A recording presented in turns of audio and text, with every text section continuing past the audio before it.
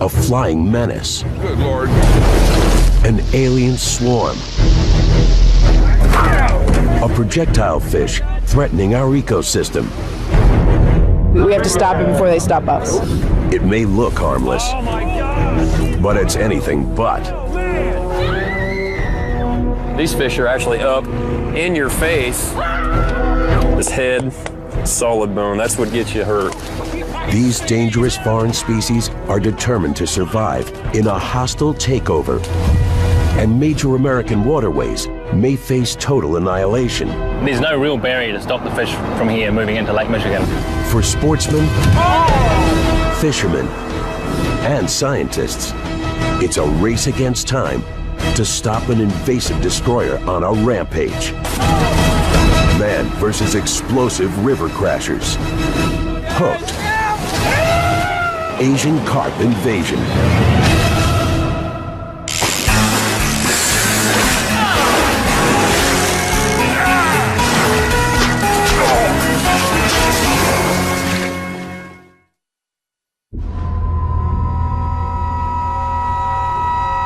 Unwelcome foreign intruders, originally introduced by human hands. Escaped invasive species can turn a native ecosystem into an environmental catastrophe. Years ago, a fish called the Asian carp was brought to American waters to solve a problem. But the big, hungry, and very prolific fish soon became a major problem itself. Today, the U.S. faces one of the most alarming aliens ever. It's already here, threatening to decimate one of the Earth's largest waterways, the Mississippi River Basin. And now, these ecosystem invaders are headed towards an even more dangerous territory, the Great Lakes. Species is rapidly approaching Lake Michigan. Ravenous, fast breeding. If these alien species colonize the biggest freshwater system in America, they could cause devastation. They've invaded nearly every waterway. Now they threaten the Great Lakes and its $7 billion industry. As research teams race against time, one of the 21st century's most frightening environmental questions may be contained in a few samples of water. The trouble is we keep pushing the limits and we keep finding carp. The intruder, a fish with a nasty habit. When threatened, it launches like a flying projectile. Can it be stopped? And where is it headed next? They've took it over. They're not taking it over, they've took it over. And that has some experts extremely concerned. It's America versus Asian carp.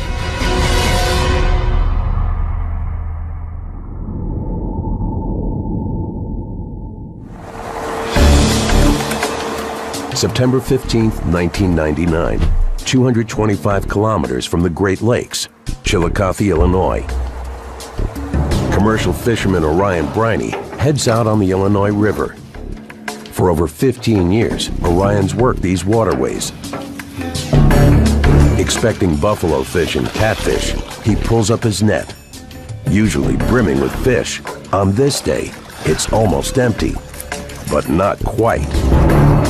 Orion spots two fish fighting hard against the net, with odd-looking eyes set low on their heads. What the heck is that? It's all weird looking. Well, we caught the first one, we pulled it up, we thought we knew what we had. We thought it was like a big lake trout, or because sometimes your water gets real high, you catch a weird fish or two of some kind. Eyes on the bottom of their head, a little bit of scales on them. Orion takes one of the mystery fish to a biologist. What do you think that is? Never seen nothing like it before in my life. One look, and the scientist knows Orion's catch all too well. Carp. Carp? Asian carp. Asian carp. Sure ugly, aren't they? Oh, man. It's a big-head carp, an unwelcome menace more commonly known as Asian carp, and the first of what may be a thriving colony of ruthless aquatic terminators. Along with its sister species, the silver carp, Orion's big head is considered one of the most dangerous invasive creatures in America. The bad news travels fast. As soon as biologists learned that these species had escaped from aquaculture ponds and were showing up in the nets of fishermen. Red flags went up for every biologist. In Orion's river, the invading bighead carp is perfectly designed for a hostile takeover. Able to reach as long as 1.5 meters and weigh as much as 45 kilograms. In their native Asia, they're Darwinian superstars, easily adapting to most rivers, lakes, and ponds. And as they move into U.S. rivers and start aggressively feeding on plankton, they devour the food chain from the bottom up. But where in Asia, natural predators kept these carp in check, the United States has no river contenders up to the challenge. It's a formula for disaster. The Asian carp have a potential of devastating local fish populations because they're eating this food at the most basic level. It's suggested that they can eat anywhere from 40 to 80% of their body weight in a day. And it gets worse. In addition to a ravenous appetite, the Asian carp's breeding rates are in the stratosphere.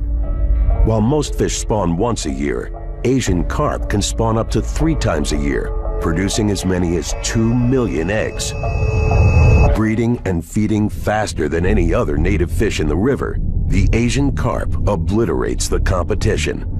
The bighead and silver carp are a very scary threat because of their ability to invade an area so quickly. They will kick other fish, our native fish, out in a short amount of time. But how did they get here? The answer is chilling. Like many invasive species, these dangerous intruders were deliberately brought by human hands. 50 years ago, in the 1960s, Midwest commercial fish farmers and water treatment authorities were looking to solve a problem: algae overgrowth. Their solution? Import an Asian fish species known for devouring algae, the grass carp. Last summer, 1/3 of Robert Harrell's 70-acre lake was filled with water weeds. Harrell stocked the lake with carp, and his weed problems were practically solved in 2 months. You can tell they have really done quite well. I believe we put 350 in here, and in just a little time, it was all gone. It worked so well, a decade later, more catfish farmers fighting fishery overgrowth imported 2 other Asian carp species with the same taste for algae, the bighead and the silver carp. But what seemed like an ideal solution was an ecosystem ticking time bomb.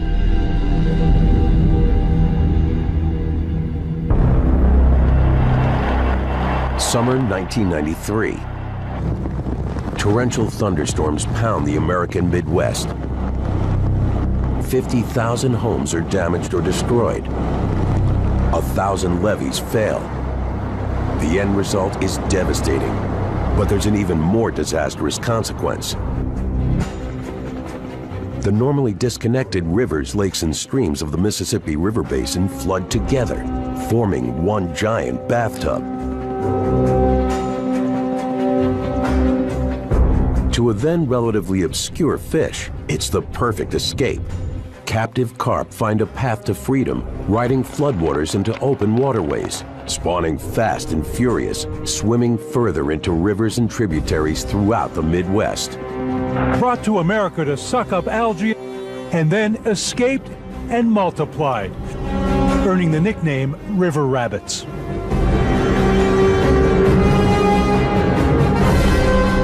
An unnatural disaster had begun.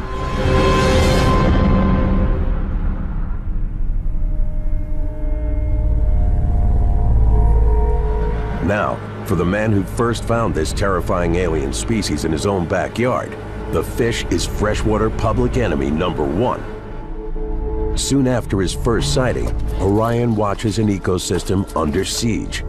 The bighead are so much larger and stronger than native fish, none of the local fishermen have nets strong enough to hold the invaders.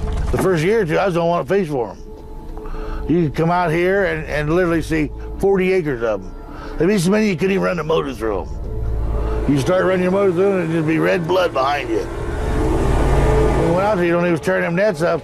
It wasn't very long after most of your fishermen quit fishing. And there's more to this menace. With no natural predators in the Illinois River, the bighead multiply at astronomical rates, taking over and dominating the food chain. While alarmed Fish and Wildlife agencies try to strategize comprehensive solutions, They are big, ugly, and abundant.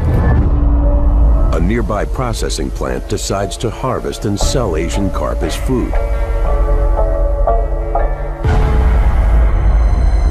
In a desperate attempt to save his own livelihood, Orion modifies his gear to stand up to the aggressive invader. I had the first nets built, and I was the first one on them. Orion once harvested buffalo fish and catfish. Post-Asian carp invasion, the fish have all but disappeared. Orion's only solution? Change his business model. Make the alien species his catch. He recruits his stepson Jeremy and 13-year-old grandson Levi. Yet even with a team, Asian carp catching is challenging. You know, it's just completely different ball game. You got to hold more nets. You got to make bigger nets. July 9th, 2009, Chillicothe, Illinois. Orion and his two-boat crew head out to capture the invasive carp. We got fish already.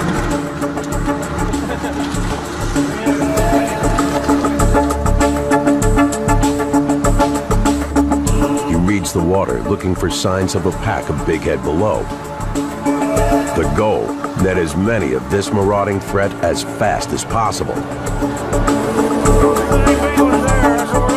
Orion knows these fish spook easily.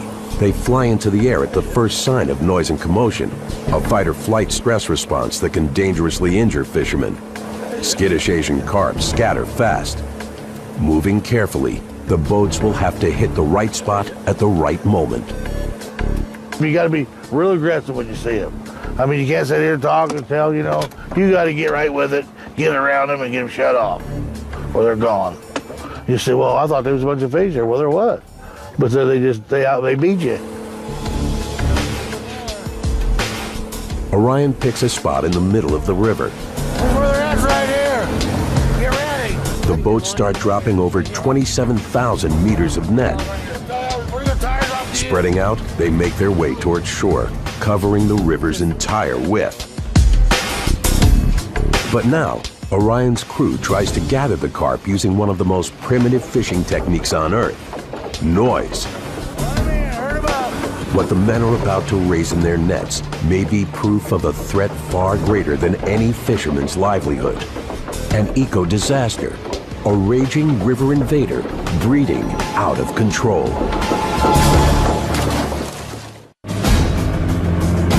Chillicothe, Illinois, 225 kilometers from the Great Lakes. Fisherman Orion Briney and his team are on the hunt for an invasive Asian carp menace, the bighead. Now, with nets strategically placed across the width of the Illinois River, it's time to raise hell, literally. To herd the fish towards them, the crew stomps and bangs the boat's aluminum hulls. Beneath the waters, the distressed fish pick up the vibrations through organs that run along their sides, called neuromasts. Interpreting the vibrations as a predator on the hunt, fleeing bigheads swim straight for the nets. They're very smart. Once they hear a noise, they're taking off. I would run back and forth and try to bring them into a big school and herd them down, force them into the net. Meter by meter, Orion's crew pulls up bursting nets.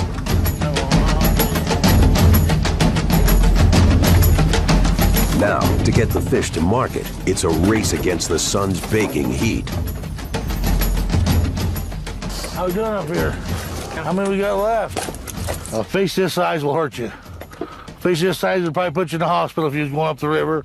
It breaks something, you know, or even knock you out of the boat, and then there you are. That's a dandy.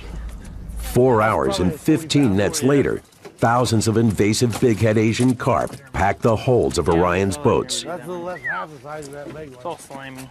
Here you go, Levi.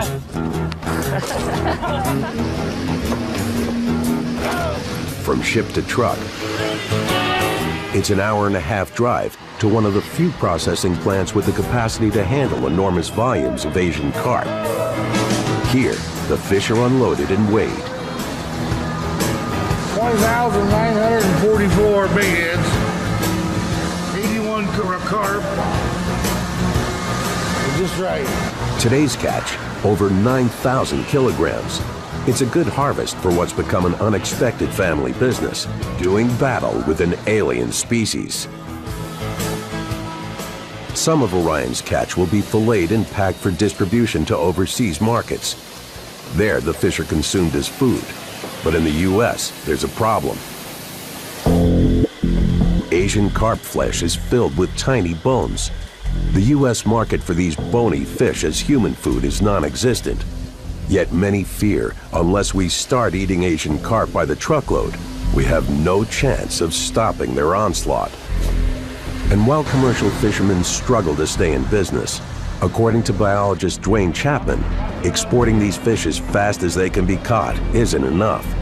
It's hardly making a dent in an invasive disaster threatening a continent. Orion is just one fisherman, and 20,000 pounds of fish is nothing. I estimate that last year, about 2 million pounds of fish were captured, bighead and silver carp together, for market. And that is not a drop in the bucket. Many scientists fear the invasive eco-destruction is getting worse by the day. And although in 2007, U.S. Fish and Wildlife made it illegal to import or breed silver carp, bighead and black carp have yet to be federally banned, even as populations continue to grow.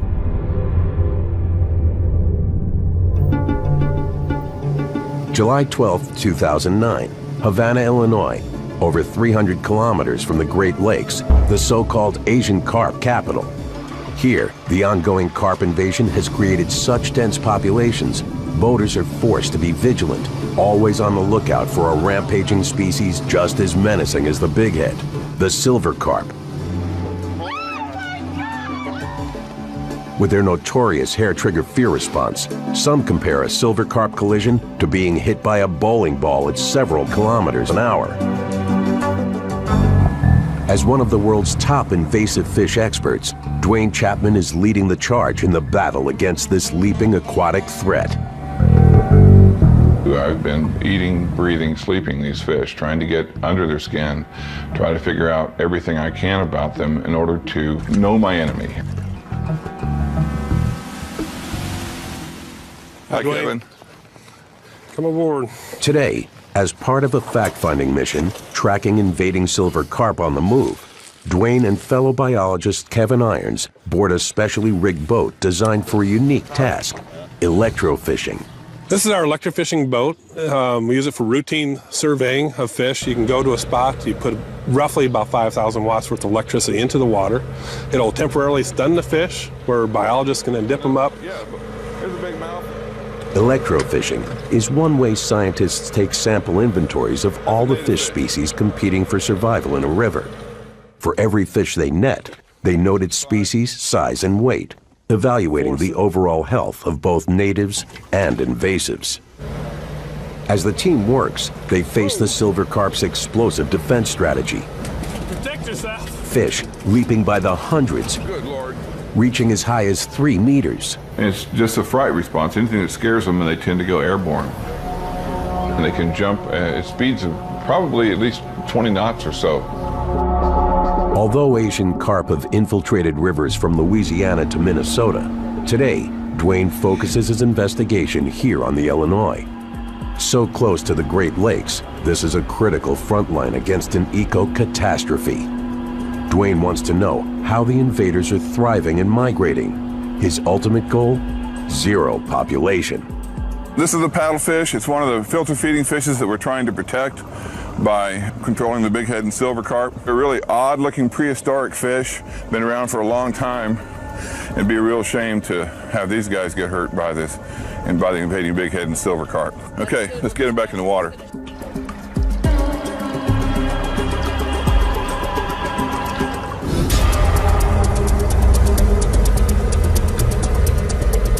Keeping the juice on, the shocker arms release steady electric jolts. The jolts successfully stun the bulk of the Asian carp below. Yet the fastest fish react by taking to the air. Soon, the team hits the mother load. When you get them coming in, it's all you can do to dodge and get your hands up. You want to protect yourself. It's like being inside a popcorn popper. You know, there's just fish everywhere. Only the difference is that the fish can, you know, instead of being little kernels of popcorn, you've got fish that range from 6 inches up to 25 pounds that are flying through the air. But today, they're about to discover something far more frightening. 556. Measuring the weight and length of the stunned fish, the biologists note something unusual. Instead of a normal rounded body shape, these silver carp are long and narrow. And this particular fish, as you can see, it's kind of flat across the top. It kind of reaches the top, a point right there behind the head, and it's kind of flat from there on back. This fish should be rounded. It's a bad sign. To the scientists' trained eyes, the silver carp are starving. The implications are grave. When it comes to feeding, silver carp are top-notch competitors. They muscle out almost all other species. Bighead and silver carp are the most highly advanced filter feeding fishes in freshwater in the world. And so it's pretty hard for our native fishes to compete with that. If top competitor silver carp are starving, native fish species don't stand a chance. It's how an invasive like the Asian carp wreaks havoc, feeding until there's nothing left to feed on, starving out all other species, eventually starving themselves. The only solution is to move on to the next waterway and food supply. Here, it's the beginning of the end of the once vital Illinois River, and the beginning of the end of America's freshwater fisheries. After dedicating much of his career to the Asian carp scourge, Dwayne believes the electrofishing evidence reveals a crisis now reaching a critical mass. A crisis that might have been prevented. When they hit the Illinois River and Missouri River, the populations just skyrocketed. All of a sudden, we had tons of fish. In hindsight, we could have and should have prevented their arrival in North America. The statistics are terrifying. With silver and bighead carp, the most dangerous invasive offenders, Asian carp species currently make up an astonishing 80% of the total upper Mississippi River Basin's biomass, roughly 2,500 fish for every kilometer of river. Populations so enormous, some speculate a total takeover may be impossible to stop. Carp are right there knocking at the door. So we need to do something soon. September 10th, 2009. At the Aquatic Center for Conservation at the University of Notre Dame, Professor David Lodge heads an invasive species task force. As an Asian carp Armageddon looms, the task force is fighting back with a cutting-edge tool. For invasive species in lakes and rivers, one of the big challenges is often just figuring out where the darn organisms are. And it's like searching for a needle in a haystack. Dr. Lodge and his team have developed a solution for finding the needle in the haystack, locating Asian carp without having to catch a single fish. It's called environmental DNA testing. Just as CSI teams collect DNA samples from criminal evidence, Dr. Lodge's team tests water samples for traces of Asian carp DNA. If they get a positive hit, Asian carp have passed through the test sample's water source. Using this method, the team can test large bodies of water relatively quickly. It's an efficient diagnostic tool that's never been used to fight an invasive aquatic species until now. The hard work is done back in the laboratory, but that too is relatively quick compared to the effort required to electroshock or net fish in a lake or a river. Yep, so I think that still sounds like what we want to do is start upstream, get the most urgent information first. Armed with breakthrough genetic detection, Professor Lodge's team heads to what may be the single most dangerous Asian carp frontline, the Chicago Sanitary and Ship Canal.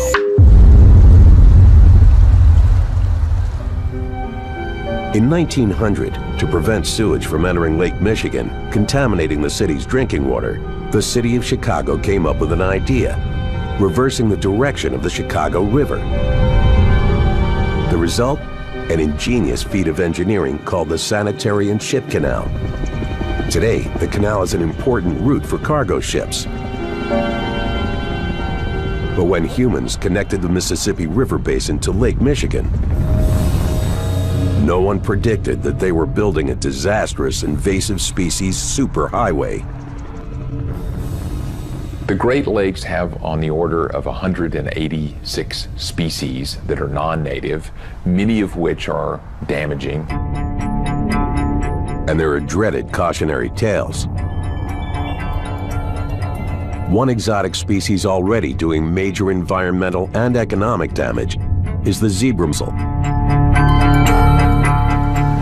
After hitching rides from Europe in the ballasts of cargo ships, these mollusks have quickly multiplied and clogged up industrial pipes.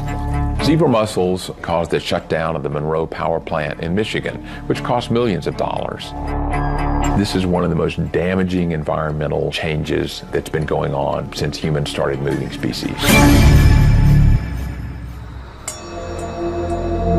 Here, 30 miles from the entrance to the Great Lakes, the team picks a strategic spot.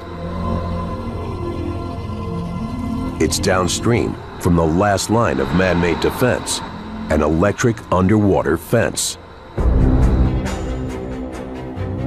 In 2002, authorities installed rows of steel cables across a section of the Chicago Sanitary and Ship Canal.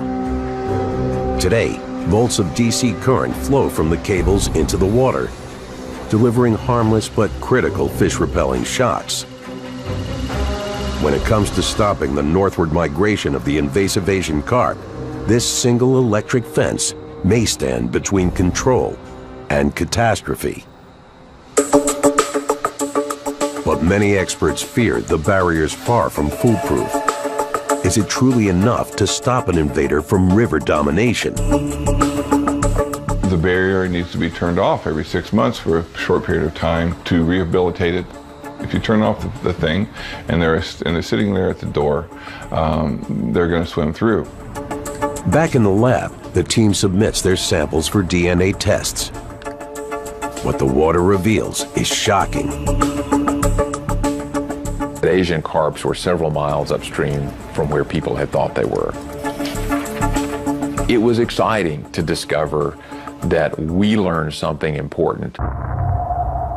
On the other hand, it was depressing because the problem is so much more acute than we thought previously. It's confirmed. Carp are less than 11 kilometers from the electric fence barrier. All that separates the silver carp from the Great Lakes now is one lock and the electric barrier that the Army Corps of Engineers has installed. What began as a field test now becomes an urgent investigation.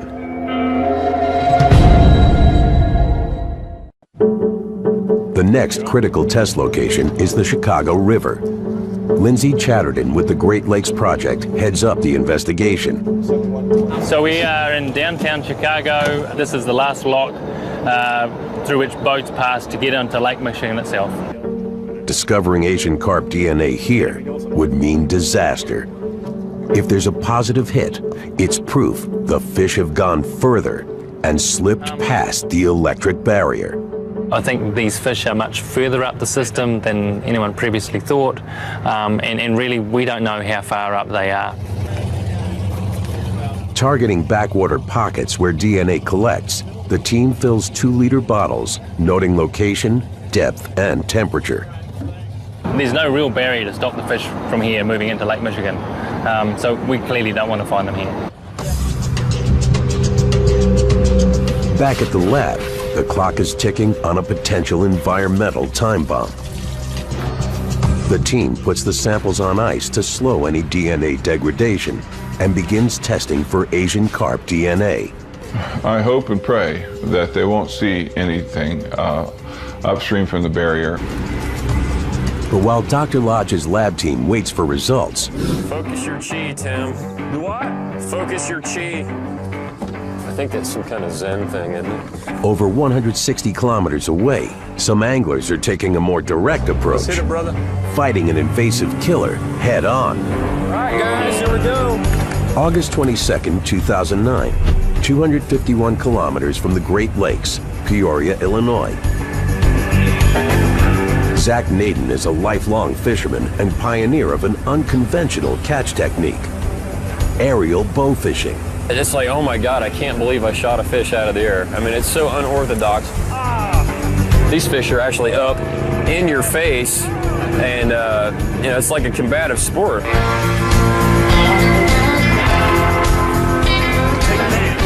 I think I got Big Louie hooked. Both Zach and fellow bow fisher Tim Wells are avid outdoorsmen.